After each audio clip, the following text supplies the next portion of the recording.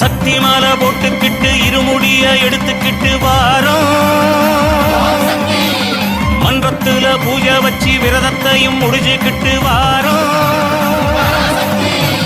பொய்யாரமா ஒரு நோக்கமா மறுவூரு மண் தேடி செல்வோம் ஐயா. பங்காரம்மா பாதங்களை துணையாக வரும் என்று சொல்வோம் ஐயா. அதுக்கு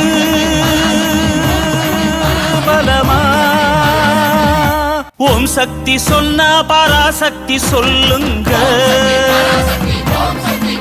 அத ஓயாம சொன்னா அம்மாவே வருவாங்க. அம்மா தாயே அருள் புரிவாயே அழகா சொல்லுங்க.